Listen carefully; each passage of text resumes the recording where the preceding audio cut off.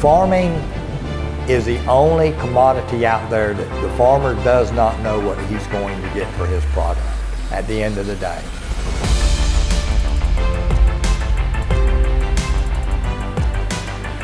They want to do the fewest inputs that they can, because every time that they fertilize or they spray, that's their profit coming out of their pocket. If you keep it in your root zone, it's not going to go to the aquifer. So that's my goal, keeping it in that root zone, which is where I want it. I spent the money, I want the plant, trust me, I want the plant to take it up, not it to be somewhere else south of where those roots are. In 2004, Birdsong Peanuts purchased 1,400 acres of land in Madison County. About 2 miles from the Suwannee River in Lee, Florida, they began Lee Peanut Farms. Today, the farm is a 12,000-acre operation that rotates evenly between peanuts and field corn. Lee Peanut Farm also grows 1,400 acres of cotton, 500 acres of carrots, which are grown in the winter months, and they lease 700 acres for tobacco. Lee Peanut Farms produces over 5,600 pounds per acre of peanuts each year. Throughout the season, peanuts are harvested and stored on-site at the buying point for peanut farmers in the area. Here, peanuts are graded and sorted based on variety, class, or quality. Those that meet the grade are stored in 2 massive warehouses, each capable of holding up to 11,000 tons of peanuts. 25% of the peanuts that move through the buying point are from Lee Peanut Farms. The rest are produced from regional farmers. The peanuts are stored for up to a year, after which they are taken to a shelling plant, then sold on the manufacturing market.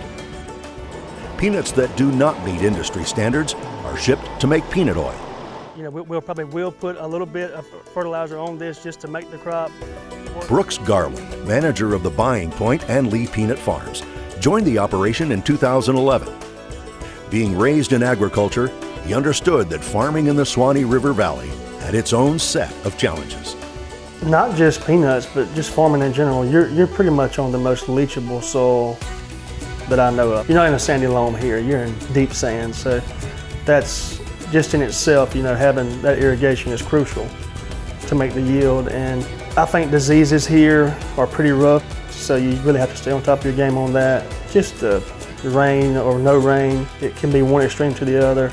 I just think it's very, very challenging in this area for peanuts. You can make good yields, you just gotta stay on top of what you're doing. For Lee Peanut Farms to be successful, Brooks recognized the need to streamline the use of its resources and inputs, and to implement best management practices, or BMPs, beginning with irrigation. All right today? Yes, sir. You? Every morning, Brooks meets with his team to review information gathered from soil moisture probes. Basically, you were just looking at what was happening on top of the ground, you know, and sure, that matters, that's the end result, but what you really want to know is what's happening 4, 8, 12, 16 inches below the soil, which is where the roots are at and which is where nutrients and water is being taken up. And that is what makes your yield. So I started looking at that every day, you know, through these soil moisture probes, and I think I'm a better farmer for it. Working with extension agents and contractors, the farm strategically placed soil moisture probes across the farm. These probes use sensors to measure soil moisture at various depths. The data collected helped the farm fine-tune its irrigation practices with surprising results.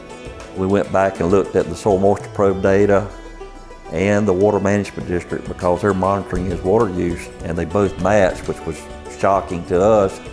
And it was over 200 million gallons per year he was saving by going to using soil moisture probes and using long-term weather forecasts, those two things together, and the stage of maturity of the crop to be more water efficient. If you are managing your irrigation, guess what? You're managing your nutrients. You're not pushing those nutrients on out of the root zone.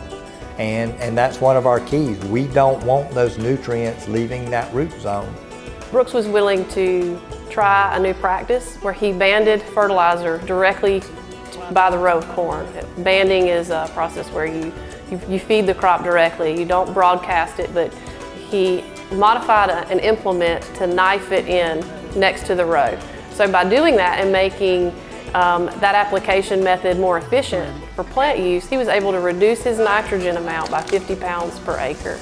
Over 4,000 acres, that's 200,000 pounds of nitrogen reduced that's not going into the environment. In switching to banding, Lee Peanut reduced its nitrogen output to 5% of the total amount allowed in the Department of Environmental Protection's Basin Management Action Plans, or BMAPs, for the Suwannee area. In 2010, corn was introduced as part of a crop rotation strategy. By rotating between a legume like peanuts and a non-legume like corn, concerns with soil depletion and pest problems associated with raising single crops were greatly reduced through this BMP. And like its peanut crop, the farm's field corn had a ready market. 7 miles down the road, Full Circle Dairy has 3,200 milking cows producing over 10 million pounds of milk a month. A herd this size requires nearly 7,000 tons of finely grained cornmeal each year. Fortunately for owner Greg Watts, Lee Peanut Farms can accommodate both quality and quantity, grinding the corn in its hammer mill to the dairy's specifications and delivering it to the cows. The two play well together. We need the corn, we need the forage to feed the dairy cows to produce milk, and it makes for a good crop rotation for them for peanuts. In the fact that we can do that, and it doesn't have to go on the highway and travel 100 miles up the road, and on the railroad, that it's going, 6-8 miles.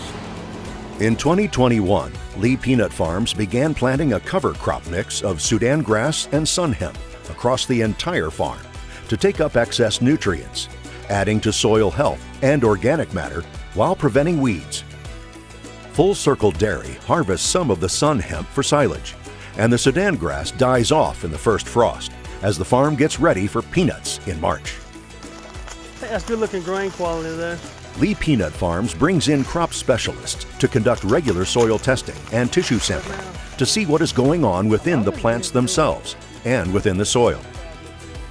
Another thing, he uses drone technology so he can fly his fields and identify trouble spots. And instead of spraying a whole field for some issue that he's having, he can pinpoint certain areas that have issues and just go out and specifically apply to those areas, which obviously conserves a lot of spray and a lot of plant food at times. Also he uses wide drops on his application equipment so he can band the fertilizer to the row, so he gets much better efficiency out of what he applied. When others see the success and how he's improving his efficiency, it's obvious that he's improving his bottom line from an economic standpoint when he's getting better yields, or he's getting the same yield by using less fertilizer. That's something that I want to tell everybody. Everybody wants to know what the bell cow is doing. We want people who are doing things positively and not wasting nutrients, wasting water, things like that, to be the bell cows. And this is a situation where the bell cow is actually using best management practices. By utilizing these BMPs, Lee Peanut has been able to improve its efficiencies and reduce financial expenses at a time when farms worldwide are being hit hard with cost increases. It's going to take about triple the amount of money this year to grow corn than it was last year. Morris, these budgets we're creating are just 30% higher input cost than last year in 2021. So Brooks, I think, knew at that time, hey, if I'm going to be just as profitable in 2022 as I was in 2021, that I have got to utilize every possible new technology that's out there for soil sampling, fertilizer, seed, chemicals, pesticides, labor, anything that he could find that could help him manage his input costs in 2022. And I think people need to understand too, Florida's a little different because most farms in Florida are multi-generation farms. And the Florida farmers understand that I've got to be a good steward of the land. I've got to take care of the land because the land is what's going to take care of me. Their down the road perspective is hopefully that their grandkids will carry on the family legacy. So they understand that we've got to be good stewards of the land, and they want to be good stewards of the land. They want to take care of it because they cherish the natural resources here in our state. Certainly don't, want the spotlight to be on me. I just want it to be on ag, really. I'm trying to paint a picture of, what farmers deal with on a day-to-day basis, whether they're this big or this big. So, because it all applies. You're just trying to provide, a way to make it in this world and do it in a way that people respect and from the outside and your peers from the industry. So I'm just trying to make my way just like anybody else.